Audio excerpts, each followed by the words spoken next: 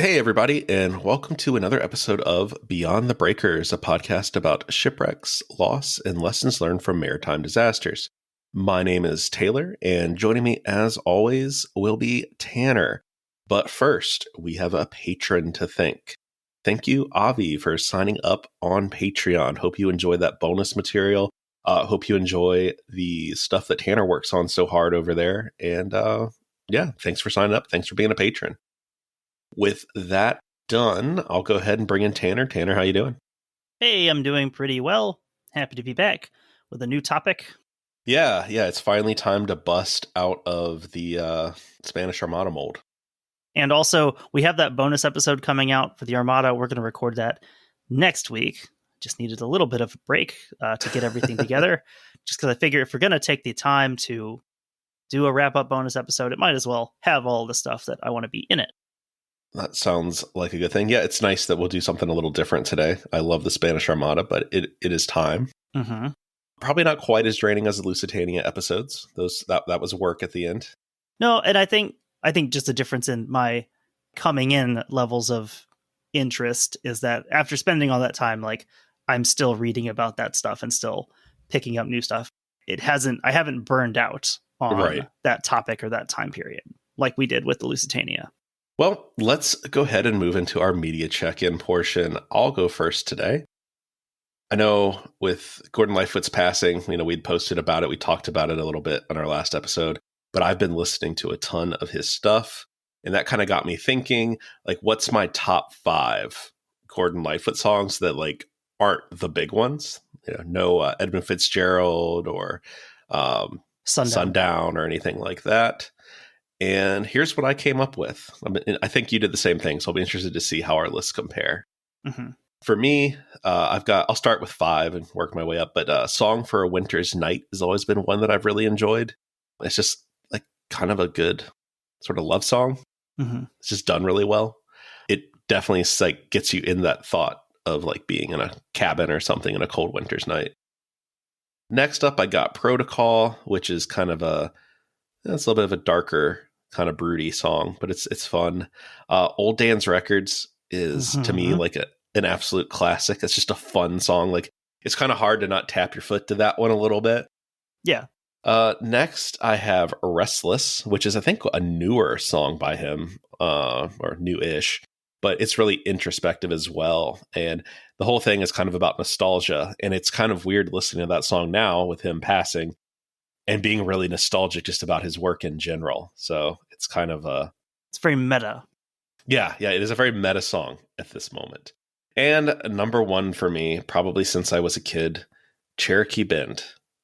It's just impossible not to love that song. That's a really great song. It just tells that song I think really exemplifies his storytelling talents. Yeah, and that I think that's what is his best quality in his music is the storytelling. And it's sort of a revenge story, but not really a revenge story. It's interesting. If it was someone else, they might write it as a murder ballad or a revenge story. But for him, it's more like this is just the way life is. He does a lot of world building in that one little song. Yeah, you could write a whole story around that, which I've always kind of liked that you could fill in the gaps and create a fun story. We'll go ahead and just talk about this now. What about you? What's your top 5? I don't think these are in any order, but talking about some of his, I also have, I would probably be tempted to put Cherokee Bend on there, but since you did, I'll list 5 others. I really love Black Day in July. Yeah, that was the hardest one for me to leave off of here. I think the history associated with that song, the fact that it was pulled from the airwaves in the United States because of the social atmosphere at the time. Yeah, I don't think that he gets enough credit sometimes for being kind of socially aware, active. Yeah. I mean, in the 60s and 70s, he was putting out to think about the time that song would have been released, it's a pretty aggressive song socially. Yeah, it's very much in the vein of a Phil Oakes or a Pete Seeger, the type of folk social commentary through music, and it's a good song. I would put Old Dan's Records on there too. That's a great song. That's one from seeing him live. That was a while ago, but that particular song, I clearly remember him playing that song because I was really looking forward to it. Yeah, and I feel like that was almost one of those songs where, I mean, when we saw him, he was older, but it was what, the mid 2000s, late 2000s. Yeah. But like you could kind of see it. It's like when an old dog gets a little energy. Like you Mhm. could kind of just see that energy in that song that he enjoyed playing it and had Yeah. fun doing it. Don Quixote Yeah, would that's a good definitely one. put that on there. Of his more recent stuff, I really like his song "Return into Dust." Okay. I actually don't know that one. I have to listen to that. When we were posting about him passing away, that was I included part of that song in the Okay. post. Awesome.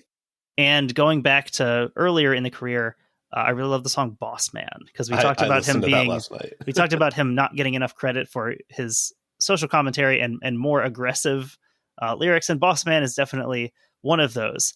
I Where believe he threatens first degree murder. it'll be murder in the first degree if you ever lay your hands on me.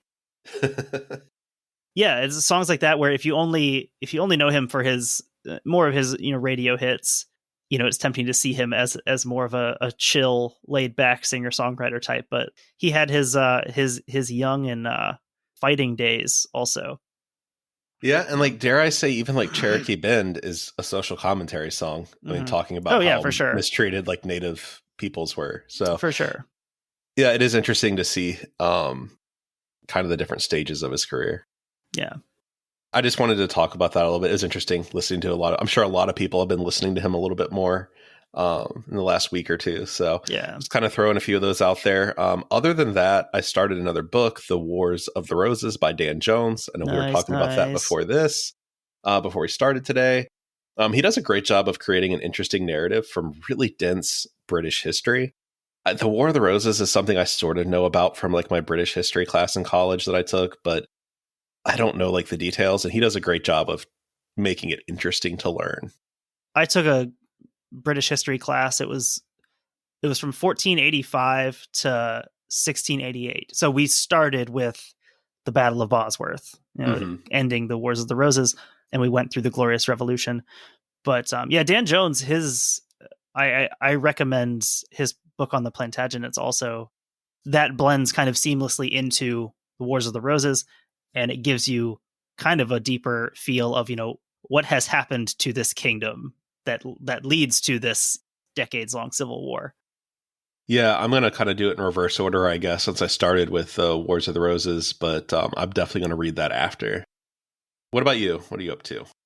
I finally finished reading Capitalism in the Sea by Liam Campling Nice. and Alejandro Colas.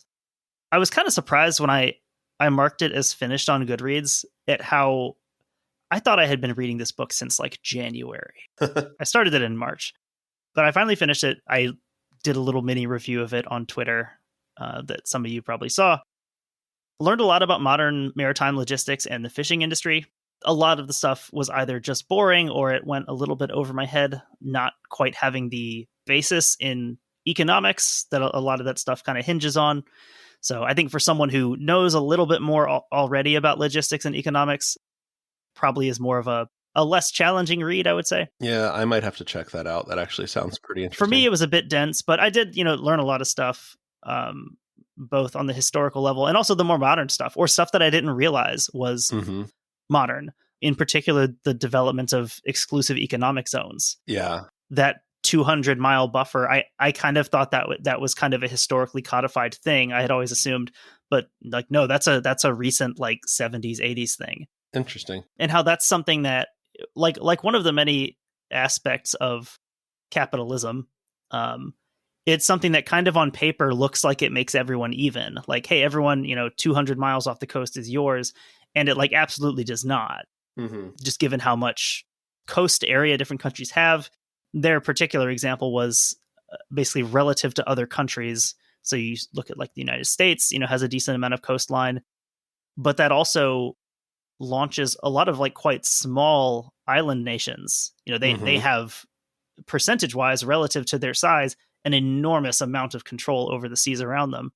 Whereas you look at a country like China, where obviously massive, enormous population, very big on the global stage, but relative to the other nations, that coastline isn't as substantial as it is for other nations. So they kind of benefited less from that than other nations would. Hence why they claim like all of the China Sea. Well, right. Yeah. Trying to compensate for some of that stuff.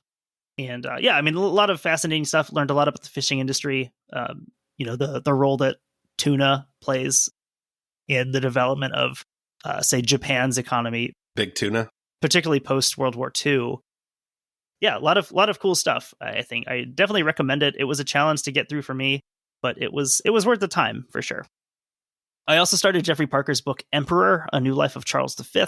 nice. Like I said, I'm still retaining my interest in that time era, so a little bit before the Armada. Only downside is that it's a UK paperback. That's always a disappointment when something arrives and you don't expect it to be a UK paperback. Is that just poor quality, or? They're slightly poor quality. The biggest difference, you probably have some of the books that you have where it's a trade paperback, but it's a little bit shorter than an American paperback, and that makes them fatter. Oh. The spines are usually easier to break. They're a bit tighter, and it makes the pages warp a little bit more. It's just not a very comfortable book to read. It's just a slightly less comfortable book to read, especially when one is this big. When a book is 500-600 pages long, the UK paperback version's a bit unwieldy, but it's a good book so far. Last thing I'll throw in here is the Presidencies of the United States podcast. Been working my way through those. I'm now a few episodes into the Jefferson presidency. Nice. So still about 3 years worth of catching up to do to get current on the podcast. But I love a good history podcast. It has a ton of episodes to listen to. I know that's one that I'm saving up for, like when I kind of run dry. I'm just going to start burning through those because same thing. Like I love a podcast I can get into that just has a ton of episodes. Yeah, for sure. Awesome. I think we have one more thing and then we'll get into the shipwreck thing. I believe we have a thank you for someone. We do. So some of you have seen this on social media, but definitely wanted to say this on the podcast. But our listener Mariel sent us a very cool doesn't even sum up this thing. Amazing crocheted blanket. It says Beyond the Breakers, and it has a depiction of Chicago's Little Lady, our favorite vessel from our April Fool's episode. I didn't realize that it was Chicago's Little Lady at first, and then it made it just even better. Yeah, Chicago's Little Lady on a much cleaner day. Yes, is what it is. It looks great. So if you're on social media, head to our Instagram or our Twitter to see that. It's really cool. We definitely appreciate it. I will say too, both Katie and Darcy are crocheters, and they were both very impressed. Excellent stuff. Well, let's get into the shipwreck portion of this podcast. Let's talk about it. Today, we will be talking about Cleopatra's Barge, but not that Cleopatra and not that barge. I remember in the original Age of Empires game, that was in the scenario for the Battle of Actium. That was one of the naval units that they had. I believe, was it like a captain unit or like a hero unit or something? I think it was a catapult trireme that just had like double hit points or something. So that's what I was thinking of the whole time. She would be completed in December of 1816 at the cost of $100,000 by Retire Beckett in Salem, Massachusetts. There's a great, what is that, a Quaker or Puritan name? Something, one of those things. Some of their names are just interesting. Well, there was that Quaker list circulating the other day. But yeah, all of those groups, just very solid names. Retire is a very interesting one. Usually they're like increase or like temperance, but retire is an interesting one. It's nice to see Salem, Massachusetts being mentioned for something other than the witch trials. Yeah. It's also crazy that like this is 120 years after the Salem witch trials, probably. Like this still 1816 seems like a long time ago, but like were those like early 1600s? I thought they were late 60, like 1690 or something. I don't know. Okay. I'm not a witch historian. I know like around the reign of James I, witchcraft was a big thing. So that would have been like, I guess, early 1600s, but I don't know. Let's see. The Salem witch trials were 1692. Wow. Okay. That was super late. It's just crazy that like there's that much time between what already feels like an old story and the Salem witch trials. Back to the barge. Originally, she's owned by George Crowninshield Jr. He's part of the large Crowninshield family, and they're prominent in New England for business and maritime things. Mm-hmm. So she's a specific type of vessel. She is a hermaphrodite brig. She's not. I'm not exactly sure what that means, but it is fun to say. It's the kind of thing you probably wouldn't be allowed to have in Florida today. No, that is banned from docking anywhere in Florida. So she's 100 feet long. She has a 23-foot beam and an 11-foot draft. She's actually, again, we talk about this a lot. There's not a lot happening back in the day, so like shipbuilding's kind of a big deal in the newspapers. She is described in the Salem Gazette on January 14th, 1817 as the elegant equipment of this vessel by Mr. Crowninshield for a voyage of pleasure, as it is an entire novelty in this country, has excited universal curiosity and admiration. Yeah, so it's kind of interesting. Like, he's building this thing just to have it. This is like the original Bezos yacht. Mm-hmm. People didn't do that at this point. Like, if you were building something, it was with military or business ventures in mind. Also, of note, she was originally to be named the Car of Carpathia. However, Crowninshield would change his mind when it came time to register the vessel. So, like, I don't know if he was reading, like, Egyptian history or something, but he kind of made a last-minute change. Originally going to be named for Nikolai Carpathia of the Left Behind novels. I will say Car of Carpathia sounds dumb. I'm glad he didn't do that. I don't like that. I don't like I hope that, like, he wrote it down. He's like, nah. So her first voyage would be March 30th, 1817. And as part of this voyage, she would actually be the first American pleasure vessel to cross the Atlantic. So again, just not a time where people are doing those kind of things. This is like not that long after the War of 1812. Mm-hmm. So the idea of someone being able to just like take a pleasure cruise across the Atlantic in an American vessel is really interesting. So George had a brother. His brother's name is Benjamin Crowninshield, and he was actually serving as the Secretary of Navy. So again, elite, well-connected family. Now it kind of makes a little more sense why this guy might have a pleasure yacht. Like it kind of all connects. It's always been that way. So because of his brother, George is supplied with letters of introduction from Secretary of State James Monroe and the ambassador to Great Britain, John Quincy Adams. It's of interesting note that Adams' grandson, JQA2, would marry one of George Croninshield's grandnieces. So these guys, in a roundabout way, are related in like the Habsburg kind of way. Well, I was saying, whoa. I thought we were done talking about the Habsburgs last week. Yeah, it's like nothing actually changed when people came to America. It's like, no, we still have to keep this within like the proper, class. I assume in this episode we don't have any nieces/wives. No niece wives that I'm aware of. All right, so during this voyage, the first voyage here, George's older cousin, Benjamin, acted as the master of the vessel. Note, this is a different Benjamin. He has a brother named Benjamin and an older cousin named Benjamin. Oh. This is like we say, too. There's only like 7 or 8 names that are possible to have at this time, unless you get like retire as your name. Mm-hmm. So Benjamin, the brother, was previously a lieutenant on the privateer Black Watch during the American Revolution, and commanding officer of the privateer Alexander during the War of 1812. So he knew what he was doing. Is that an American vessel called the Black Watch? That's what it said. I'm wondering if it's something that they captured at some point and didn't change the name. That seems like a strange thing to call your vessel. I love it. It's a great name. Like, I love the way that the Royal Navy names their ships, especially in this time. It'll just be like the HMS Executioner. I'm imagining like a U.S. destroyer called Fedayeen Saddam or something in the Gulf War. So at each stop during the 6-month trip, hundreds and in some cases thousands of people would show up to view this vessel. It was kind of a curiosity at the time of this American vessel showing up at these various like Mediterranean ports. Like the Moselle, everyone lining the docks to see it. Again, there's not much to do. So at the time, there's actually this very serious belief that one of the objectives of this trip is to free Napoleon and bring him to the United States. Hell yeah. That's like a good alternative history type thing. Yeah, that's what's in the last book in the Sharp series, and he visits St. Helena with Napoleon. Totally could have tied that into this story. Would have been great. Like if I was the Americans, I'd have brought him back and just dropped him off in Quebec and been like, here you go, do your thing. Like Lenin in the sealed train. So we're having fun with this one. This is a good break after we need a long this series. A little bit looser here. Also, to the best of my knowledge, no one actually dies in this incident, so those are always more fun. Okay, cool. I mean, there's death, don't get me wrong, but not maybe I directly. feel like, yeah, we're going to be talking about Hawaii in the 1800s, so. Yeah, it's not great.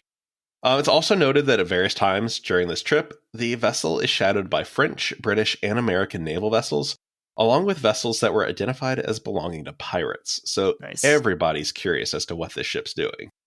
Another rumor that followed the voyage is that George was looking for a European princess to marry and bring back to the United States. All right. I mean, why not do both? I'd bring back Napoleon and one of Josephine's like ladies in waiting or something. I feel like Josephine was out of fashion by this time. Oh, did he get rid of Josephine? Or did Yes. Oh. Did he have a second wife or anything? Oh. He did. I forget her name. I guess I've just listened to the Frank Turner song too much. Yeah. So okay. That kind of changes that song for me. I kind of wish I didn't know that. Cleopatra's barge would return from her Mediterranean voyage on October 3rd, 1817. Tragedy would strike, however, on November 26, 1817, when George died on board the vessel while planning his next voyage.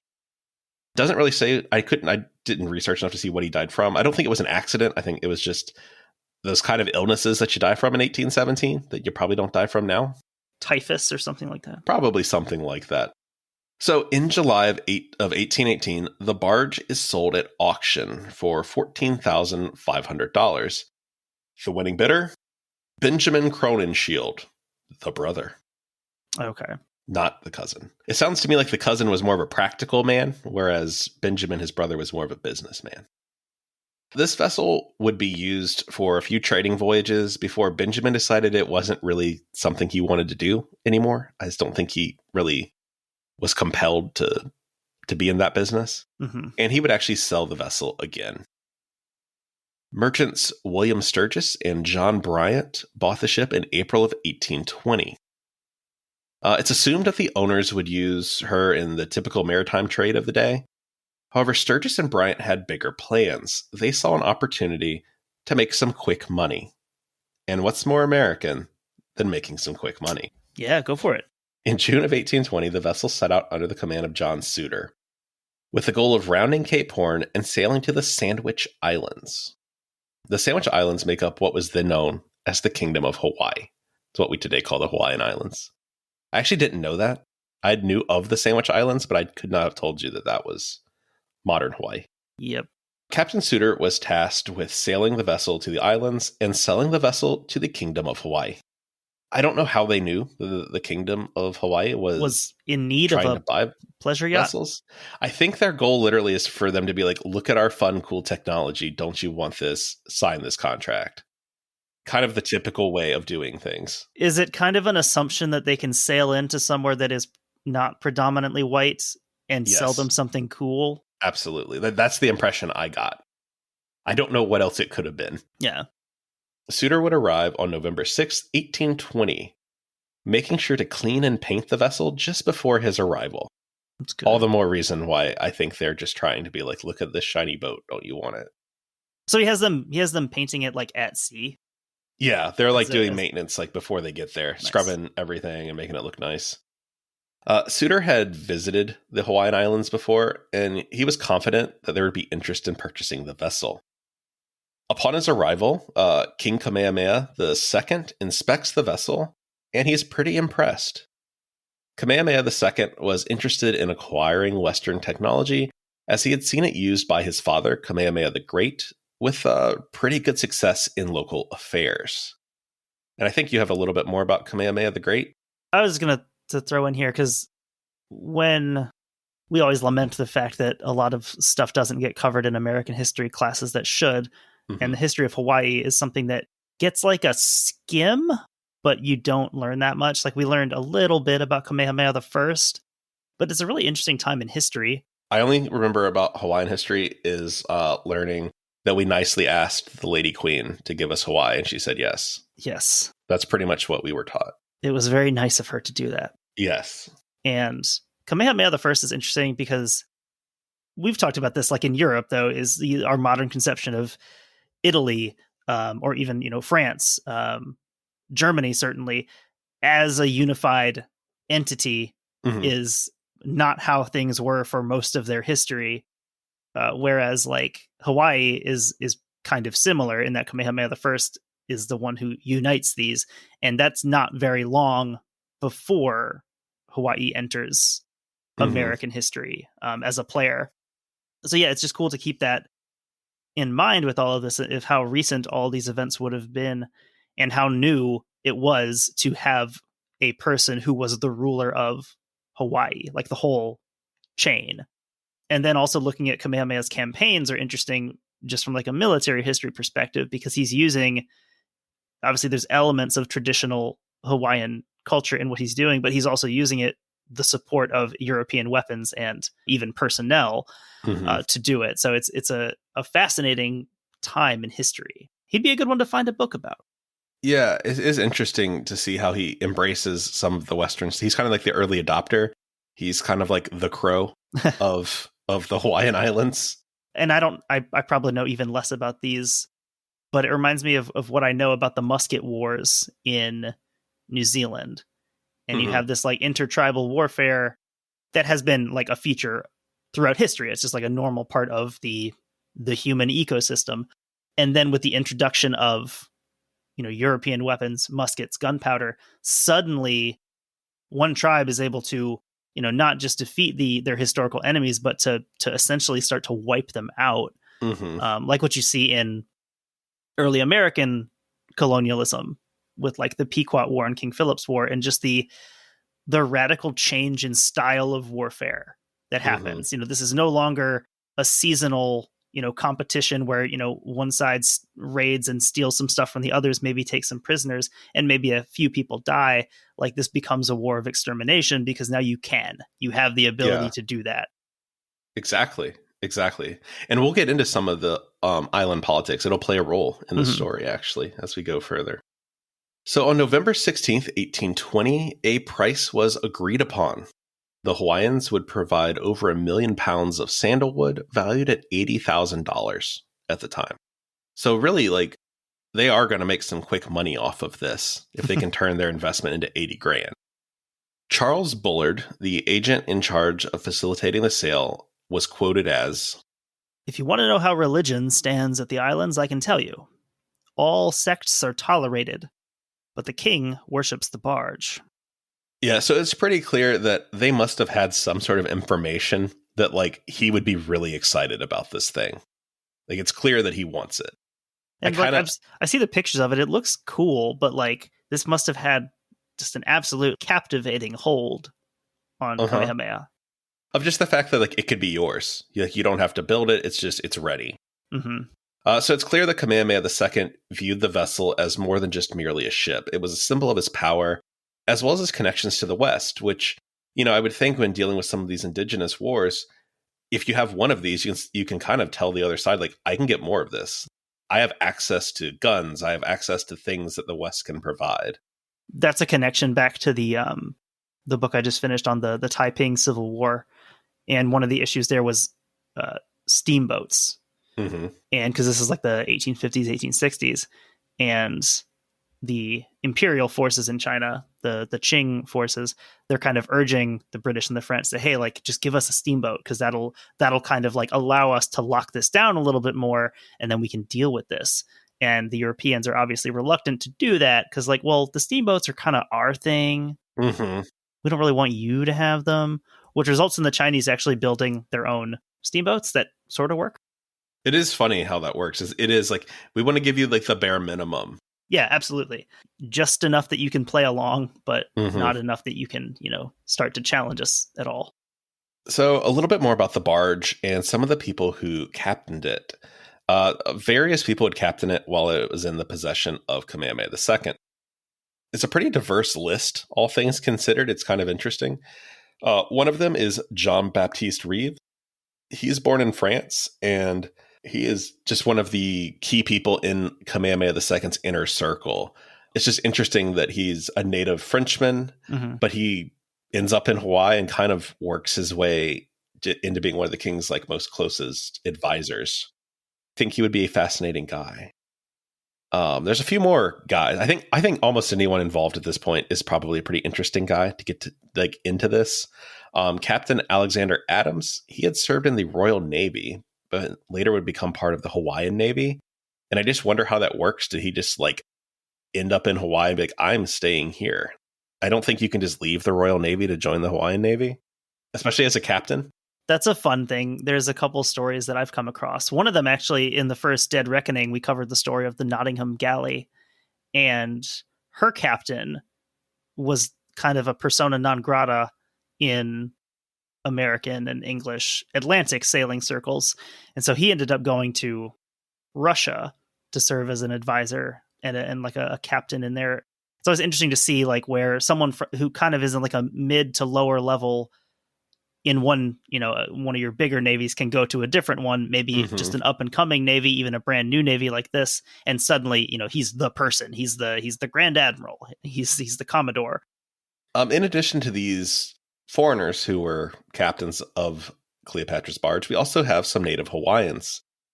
We have Kalani Moku, who was a high chief, and he acted in a role that was sort of, I guess, what you would call like prime minister of Hawaii.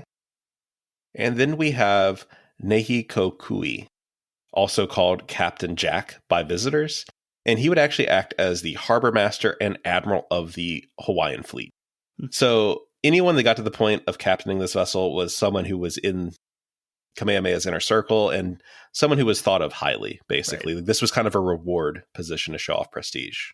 Cool. Kamehameha II loved to show off his vessel.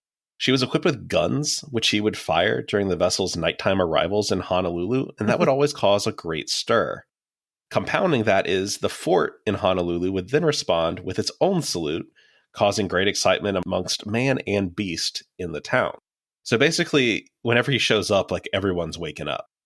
Dude's rock. Like I have not spent a lot of time learning about Kamehameha II, but I get like kind of rich, spoiled kid energy from him. Like he's got a fun new toy and everyone has to deal with it now. Yeah. His dad did all the hard work. Yeah, right. Now he can play. In July of 1821, Kamehameha II set out for what was supposed to be a short trip near Honolulu. Instead, the king made his way to the island of Kauai in a small vessel crossing the ocean to get there. So he doesn't take the yacht. He takes a small vessel across open water to a different island. The chief of Kauai, a man by the name of Kawu Muali'i, responded by sending a vessel from his island back to the king's court in order to inform them of Kamehameha II's location. Basically, he realizes pretty quick, like, Kamehameha didn't tell anyone where he's going. Like, he's a little suspicious. Like, why is he here? The king's court responds by sending 5 of his wives and other chiefs to Kauai on board the royal yacht, the Barge. For weeks, Kamehameha II and Kawu Muali'i toured around the island while being entertained on the yacht. So they kind of used the yacht as home base. They're sailing around the island. Suddenly and quietly, on September 16th, 1821, Kamehameha orders the vessel to sail for Oahu, the island that Honolulu is located on. In doing this, he's taking Kawu Muali'i with him. Kamehameha is essentially forcing the chief into exile and taking control of the island. This is a great example of Kamehameha II using the vessel to reinforce his rule. So like taking more direct control of the island, because I assume he technically is in charge of it, but he just wants to remove a troublesome... I'm not sure exactly how the politics work, if it gets under him, and then this is like the chief of the island, like a sub-chief kind of situation that's just becoming too powerful. But it looks pretty clear that like he doesn't want this guy around. Right. Like he wants to know what he's doing and where he is.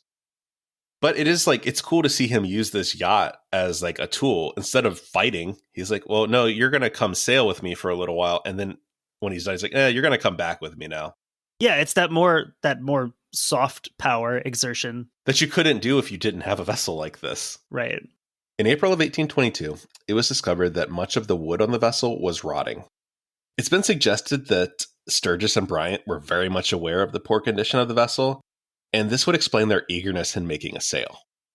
Upon discovering how deteriorated the vessel actually was, Kamehameha II threatened to stop making payments on the vessel.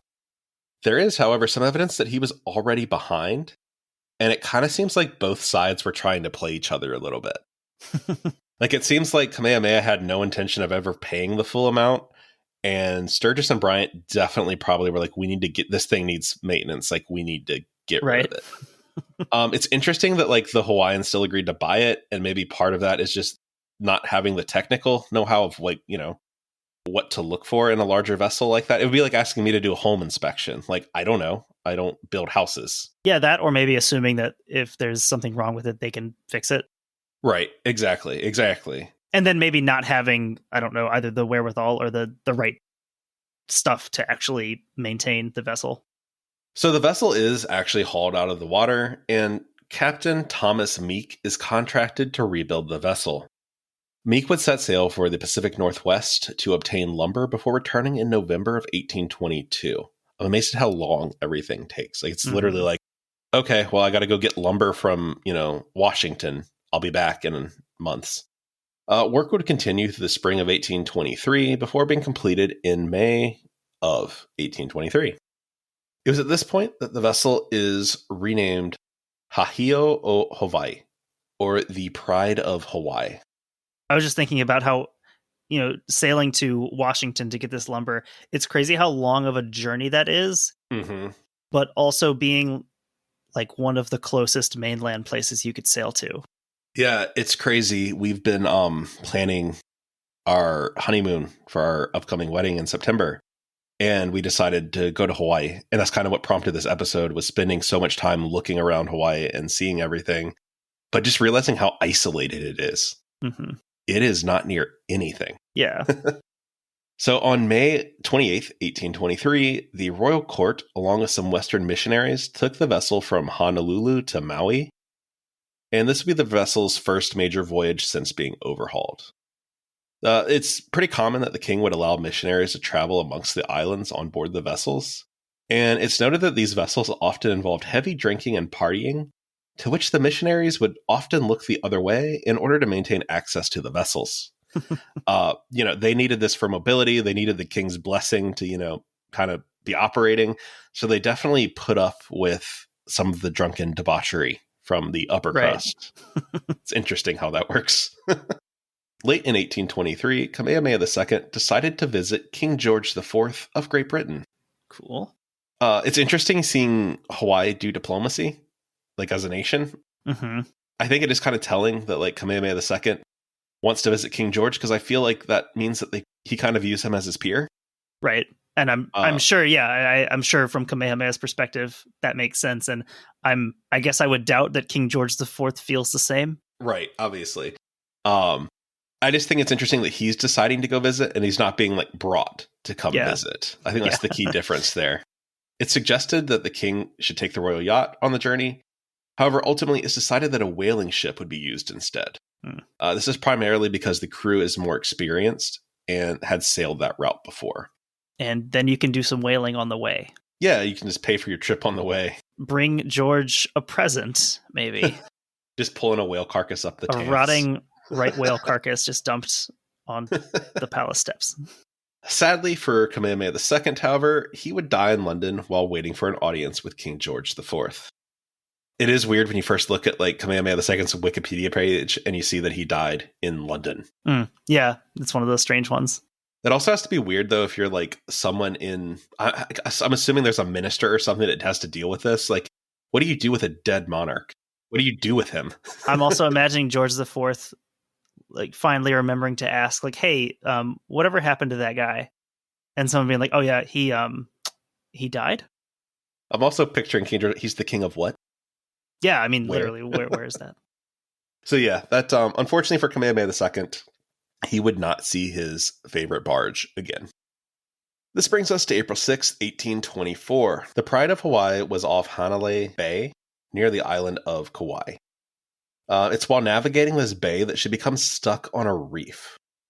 There's a few theories as to why the vessel is even in such a remote area at the time of the accident. This is just not an area where you'd expect the royal barge to be. There's really no reason for her to be there. One theory is that the vessel was investigating rumors of a rebellion on the island. This rebellion was led by the son of the chief that Kamehameha II had previously taken off the island. Ah. So it's very interesting that there does appear to be some unrest on this particular island, which, I mean, if you kidnapped my father, who is the king, I would probably want to do a little rebellion too. So, like, I get it. On that note, whether we can ascribe that to human actions because of this rebellion, in the article, "A Million Pounds of Sandalwood" by Paul Johnston, he mentions this. He talks about the wreckage, the loss of the vessel. He says, "Thus ends the contemporary record of the famed ship, for after she wrecked, she was no longer of any use or interest to those in the Sandwich Islands who kept written records. The island of Kauai, possibly with human intervention, had exacted revenge upon the famous ship for her part in King Liholiho's kidnapping of its beloved chief only a few years earlier, and it buried her in the sand at the bottom of a little mile-wide bay on its north shore." Also, as you're reading about Kamehameha II, you'll see the name Liholiho used for him because that was his, like, actual name. Mm-hmm. So his, like, pre-coronation name. But I thought that was interesting, the idea that this thing wrecks the same place where it played such a dastardly role in this kidnapping and exile of the chief. And there actually is another theory that suggests some sort of sabotage from the people of Kauai as payback for the kidnapping of their chief. Mm. So, like, I don't know the details of that or how it would work, but you'd have to assume these people are pretty competent at island warfare or, like, shallow water warfare. Like, if they really wanted to, like, take the boat, they probably could. Third, missionaries who were on board the vessel at the time suggested it was a result of drunkenness of the crew. Hiram Bingham, a missionary who was on board at the time, actually took the opportunity to preach a sermon about sobriety to those that gathered at the accident site. Oh, yeah. I think that's interesting because, like, it is something the missionaries constantly harp on, is like, these trips are full of drinking and partying. So it is possible that this was just a mistake. Yeah, we know that drinking and sailing don't mix.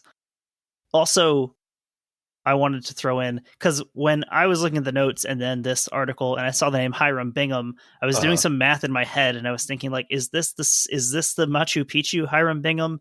And it is not, but it is his grandfather. This is Hiram Bingham *1. It was Hiram Bingham III who, you don't want to say discovered because that's not what happened, who popularized or shared the location of Machu Picchu to a wider audience. But anyway, interesting family history here. Definitely. A little bit more I wanted to mention because it touches on the possibility of alcohol playing a role here. Again, it's from "A Million Pounds of Sandalwood." "Ha'aheo lies in 10 feet of water against the reef she struck, on her starboard side at a 30-degree list. The top of the reef, which extends 100 yards or so into the water from the beach, is 5 feet deep, and well-informed visitors can walk out to its edge and step right into the water over the wrecked hull. Since Ha'aheo, at least in her original clothes, had a registered depth of hold of 11 feet, it doesn't take a mathematician to calculate the difference in depth that caused the wreck. In addition, fragments of several cases of gin bottles were recovered from the shipwreck, supporting the contemporary assertions that alcoholic beverages were a factor in the ship's loss, and perhaps justifying Hiram Bingham's strong words on the dire consequences of indulgence in spirits other than the Christian holy one. Along those same lines, it may be inferred from the large quantity of mid-19th century Tiger whiskey jug fragments found on the site, in conjunction with the lack of other mid-19th century historical information for the area, that Salver A.S. Nuuanu was doing more than just merely diving on the wreck. He could well have been emulating rather closely the activity of Ha'aheo's crew on her last voyage. So I think the assertion there being that the people salvaging her also might have been drinking while doing that. Sounds like there was just a drinking problem in general. Yeah, it's very interesting. I think this is such an interesting location and an interesting time period. But the thing I think is most interesting about this ship is there's almost like a fallen Hollywood starlet vibe to its story. Yeah. In that, like, it's such a popular thing. Like, in the Mediterranean, hundreds and thousands of people are coming out to see this vessel. There's newspaper articles written about it. And by the time the vessel, is lost, it get like you said, after it becomes a wreck, no one cares. Like, once it's stuck, people don't even keep track of it anymore. And that happens in the matter of what? not that many years. Like the ship isn't around that long. It's built in 1816, and I believe it's wrecked in 1824.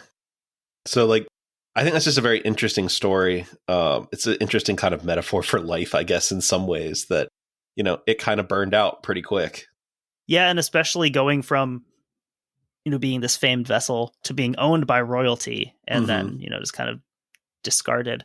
In some ways, parallels to a much larger ship, the Mary Rose. You know, she was the crown jewel of the fleet for part of her career.